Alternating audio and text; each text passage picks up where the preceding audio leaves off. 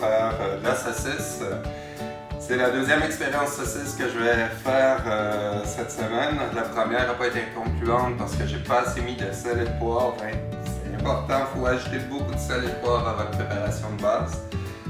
Alors pour débuter, ça vous prend un outil essentiel, le hachoir. Ça vous prend de l'épaule de porc. Ici, j'ai 5 kg, environ 11 livres d'épaule de porc que j'ai découpé en petits cubes. C'est important de garder le gras est essentiel dans votre saucisse. Fait que prochaine étape, une fois qu'on découpe, on va faire le premier passage au hachoir pour après ça rajouter sel, poivre, un petit peu de vin blanc, un petit peu d'épices légers qui va servir de fondation dans le fond pour le reste des recettes que je vais faire un peu plus tard.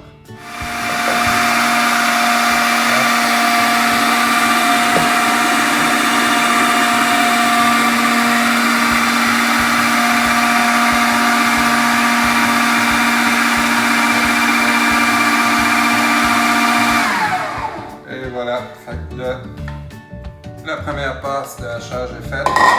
Ici, on peut voir, j'ai été avec le hachoir à gros trou parce que bon, on va passer 2 fois dans le moulin puis je veux pas avoir de la compote. Fait que ça me fait quand même des beaux morceaux ici. Fait que là, ce qu'il va rester à faire, c'est rajouter le sel, poivre, vin et je vais avoir ma fondation dans le fond pour pouvoir poursuivre l'ensemble de mes recettes que je vais pouvoir compartimenter dans le fond en paquet, pas en paquet, mais en volume pour faire 3, 4, 6 saucisses par variété. Bon, une fois que j'aurai préparé dans le fond ma viande, je vais moudre du sel et du poivre. Comme je disais, il faut y aller généreusement. Par contre, il va falloir goûter au fur et à mesure. Chose importante que j'ai pas dit aussi, on nettoie au fur et à mesure ces éléments. On garde au froid, on nettoie tout, on ne veut pas de bactéries là-dedans. C'est important de toujours bien nettoyer au fur et à mesure, toujours tout ranger.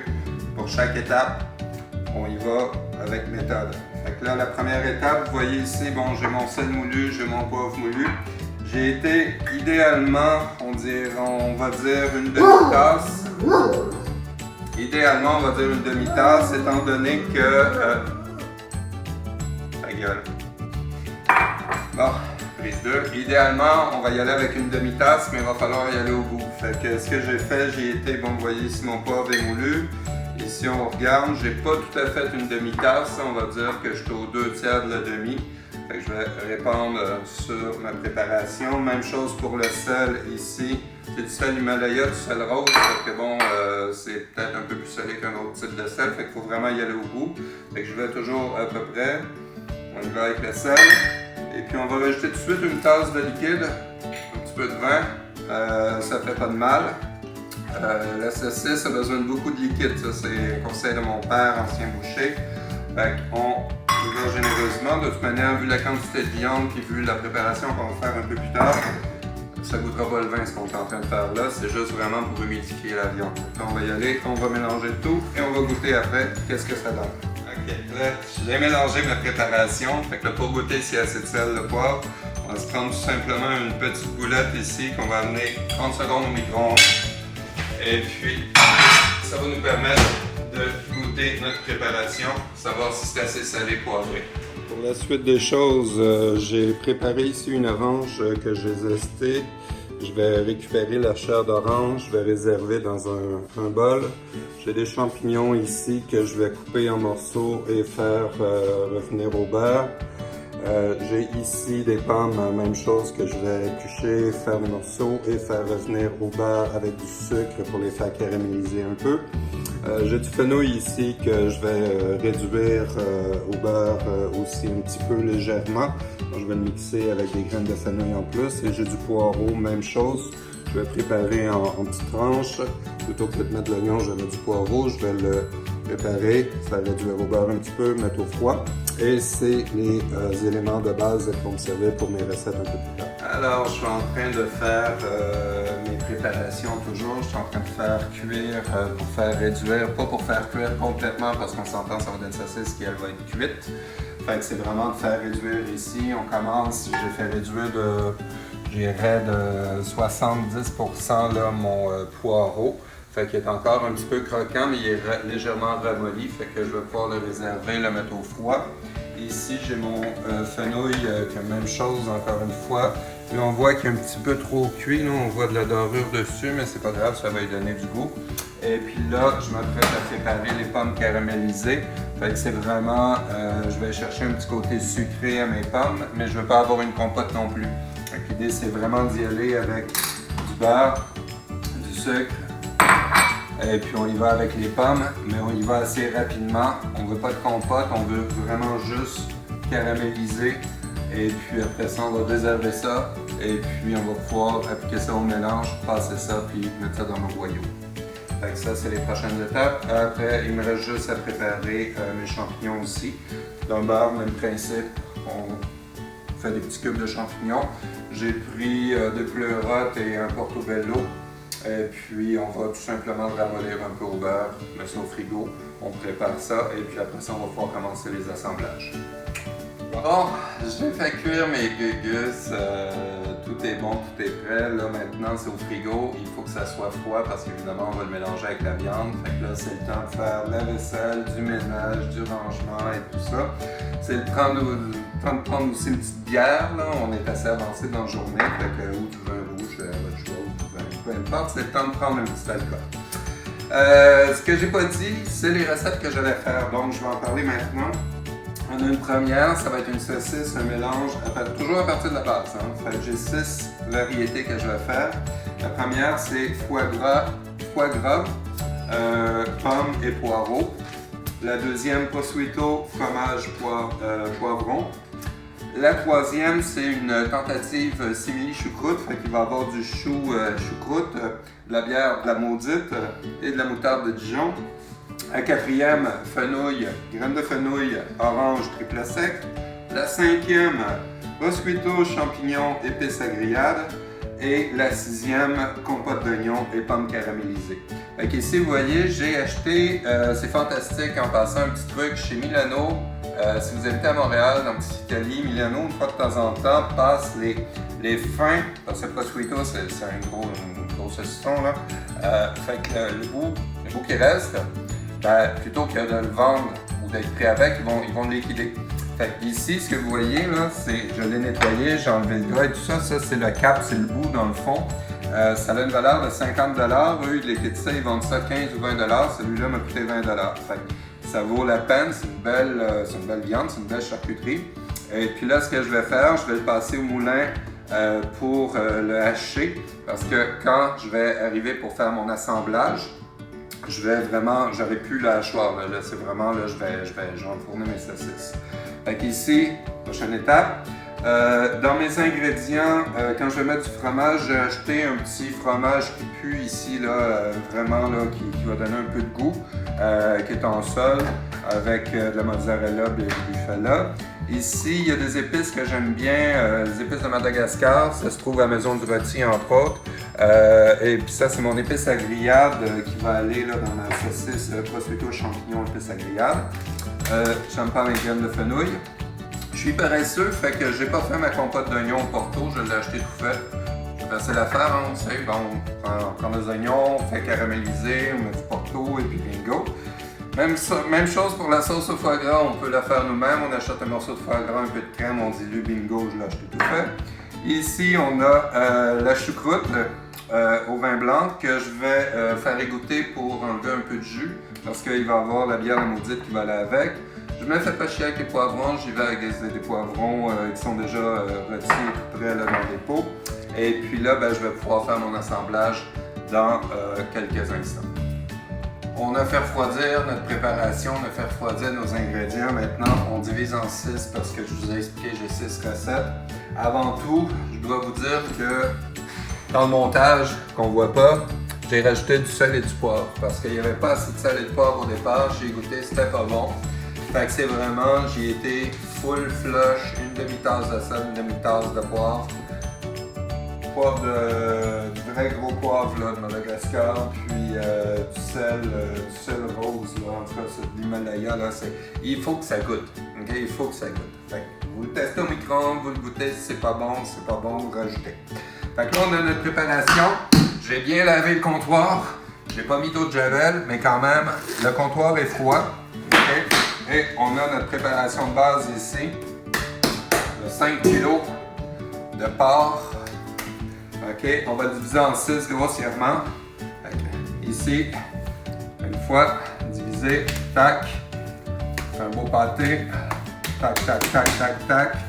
Allez, on divise. Tac, tac, tac. Fait ici, j'ai première préparation, deuxième préparation, troisième préparation. Même chose ici. On fait un beau pâté. Hop, on divise. OK. Fait qu'on est rendu quatrième, cinquième et sixième. Il en manque un petit peu dans le sixième, on va l'en chercher ici. OK. On s'arrange pour avoir quelque chose c'est homogène. Tac. Fait qu'on a nos 6 boulettes de base pour faire nos saucisses. OK. Donc, vous remarquez, j'ai relavé le comptoir. Propre, propre, toujours propre, pas de bactéries. Il faut que ça soit propre. Bon, OK. Là, maintenant, mon esclave s'approche. Ici, vous voyez, j'ai récupéré le chou, pour la choucroute. OK? Je l'ai passé dans la passoire, je l'ai rincé à l'eau froide pour enlever l'excédent de vinaigre et tout ça. Une fois que j'ai fait ça, je l'ai mis dans un bol, j'ai mis 2 maudites. Pour les Français qui nous écoutent, qui sont intéressés à manger autre chose que la saucisse merguez puis la saucisse poche, la maudite, c'est une bière forte. Okay? Fait qu'en France, ça existe. Ouais, il n'y a pas juste du vin en France, il y a aussi de la bière, ça exerce. Fait que prenez de la bière noire, de la bière forte, de la Guinness. Idéalement, de la Guinness. La bière belge ou irlandaise. Ouais, bière, et voilà. Ça prend de la bière qui goûte de quoi. Fait que là, moi j'ai mis 2 bouteilles direct là-dedans. Il faut qu'il y ait du jus dans la saucisse. Il faut qu'on ait du goût. Là, on va rajouter la maille, mettez pas. Là, je parle aux Québécois, mettez pas de la moutarde jaune là-dedans, mettez de la vraie moutarde de maille. OK, généreusement, on y va, on tartine, on galoche. Là, je mets une bonne grosse cuillerée, il faut que ça goûte de quoi cette affaire-là. Parce qu'à la cuisson, dites-vous que la moitié de la saveur va partir à la cuisson. Il faut vraiment mettre du jus pour que ça soit goûteux. J'ai mis une grosse cuillère, j'en mets une deuxième. Ça va être goûteux, ça va goûter cette saucisse-là. Ça ne sera pas de la saucisse de moumoune. Fait que là, j'ai ma préparation, je prends une de mes boulettes que j'ai préparées. Et là, je vais la mixer là-dedans. Et là, je vais bien pétrir pour aller chercher le jus et aller chercher tout ce que je peux au niveau du chou. C'est sûr que je pourrais. Là, c'est pas une soupe, là, on s'entend, fait que je pourrais pas tout mettre là, quand je vais mettre un boyau. Là.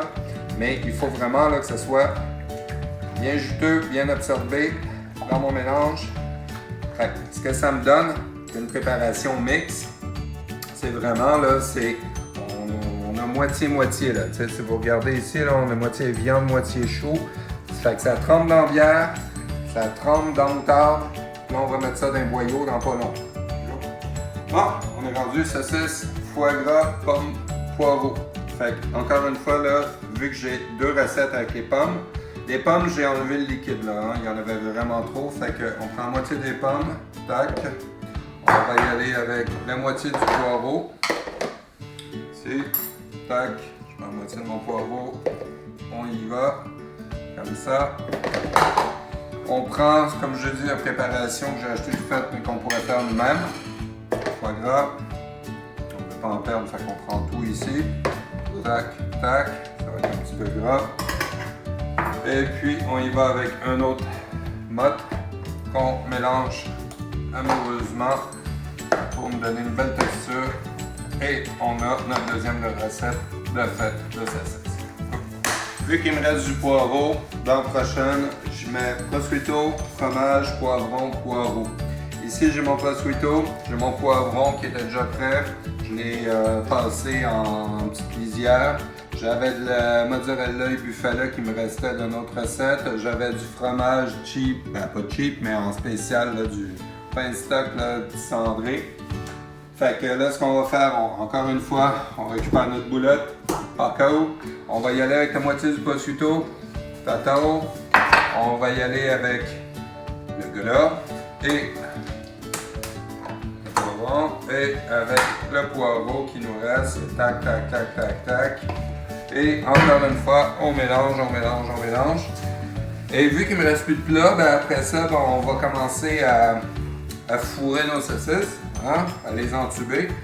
Fait que, puis les trois recettes suivantes, ben on va les faire après ça.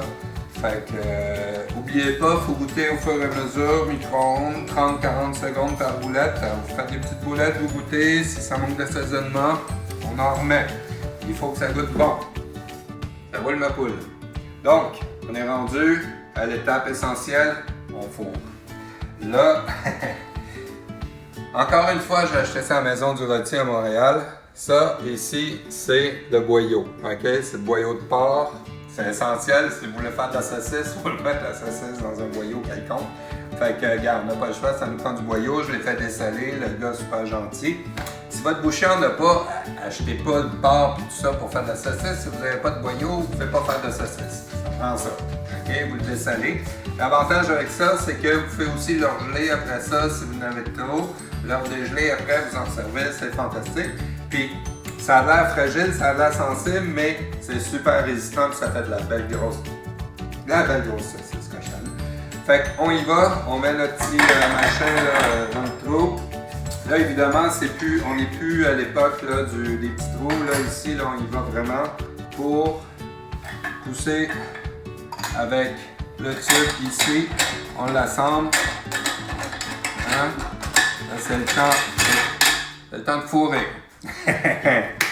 Fait qu'on va y aller, on va mettre notre boyau ici. Hop, on ouvre le trou. Tchac, tchac, tchac. On va y ouvrir un petit peu plus. Plutôt, on ouvre un petit peu plus. Tac, tac. On y va comme ça et on glisse tout simplement ce qu'on a besoin ici. Vous voyez, gars, ça glisse tout seul. C'est vraiment. Puis là, il faut aller vraiment y en mettre beaucoup parce que là, on a 3 batchs à faire. Fait qu'on y en glisse la peau. Hein, on ne gêne pas. C'est pas. On n'est pas à l'époque de la peau là, sur les petits bouts. Là. C'est comme on est au moment d'en ajouter de la peau. Là.